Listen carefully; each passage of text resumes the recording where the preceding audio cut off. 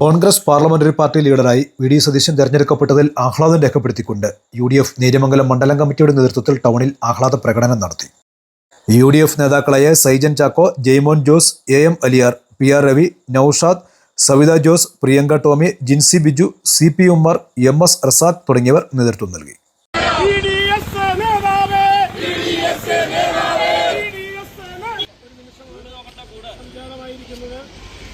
ബഹുമാനായ വി.ഡി. സതീശൻ കേരളത്തിൻ്റെ 13ാമത് മുഖ്യമന്ത്രിയായി അടുത്ത ദിവസം സത്യപ്രതിജ്ഞ ചെയ്യും. നമുക്കറിയാം, നമ്മൾ നിലപാടിൻ്റെ രാജകുമാരനാണ് പ്രിയപ്പെട്ട വി.ഡി.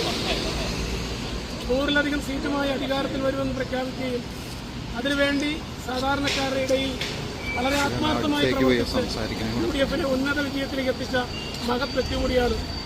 അപ്പോൾ പ്രിയപ്പെട്ട നമുക്കറിയാം, പ്രതിപക്ഷ നേതാവ് തിളക്കമാർന്ന ഒരു വിജയം യു.ഡി.എഫിന് നേടിക്കൊടുക്കുവാൻ സാധിച്ചില്ലെങ്കിൽ രാഷ്ട്രീയ വനവാസത്തിന് പോകുമെന്ന് പ്രഖ്യാപിച്ച് വലിയ മുന്നേറ്റങ്ങളുമായി പടനയിച്ച നേതാവാണ് പ്രിയപ്പെട്ട വി.ഡി. സതീശൻ.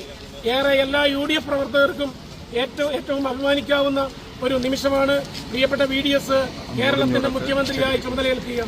യു.ഡി.എഫ് ജനങ്ങൾക്ക് കൊടുക്കുന്ന വാഗ്ദാനം അക്ഷരാർത്ഥത്തെ എല്ലാം നിറവേറ്റിക്കൊണ്ട് സുതാര്യമായ ഒരു ഭരണം ഈ കേരളത്തിലുണ്ടാകുമെന്നുള്ള കാര്യത്തിൽ നമുക്കാർക്കും സംശയമില്ല.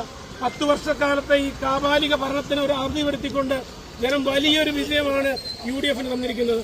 ജനങ്ങളുടെ പ്രതീക്ഷയ്ക്കൊത്ത് വളരെ വലിയ സംവിധാനങ്ങളുമായി യു.ഡി.എഫ് മുന്നോട്ട് പോകും. ജനക്ഷേമകരമായ പദ്ധതികൾ നടപ്പിലാക്കിക്കൊണ്ട് ജനങ്ങൾക്കൊപ്പം നിന്ന് പ്രവർത്തിക്കുമെന്നുള്ള കാര്യത്തിൽ യാതൊരു സംശയമില്ല. പ്രിയപ്പെട്ട നമ്മളുടെ നേതാവ് വി.ഡി.എസ് വളരെ കൃത്യമായി ജനങ്ങളോട് പറഞ്ഞ ഓരോ കാര്യങ്ങളും നടപ്പിലാക്കാൻ നമുക്ക് സാധിക്കുമെന്നുള്ള കാര്യത്തിൽ യാതൊരു സംശയമില്ല. വലിയ നല്ല രീതിയിലുള്ളൊരു ഭരണമായി തീരട്ടെ യു.ഡി.എഫിന്റെ ഭരണമെന്ന് എല്ലാവരും പ്രത്യാശിക്കുകയാണ്. ഈ ആഹ്ലാദ വേളയിൽ ഇവിടെ പങ്കെടുത്ത എല്ലാവരെയും ഹൃദയപൂർവ്വം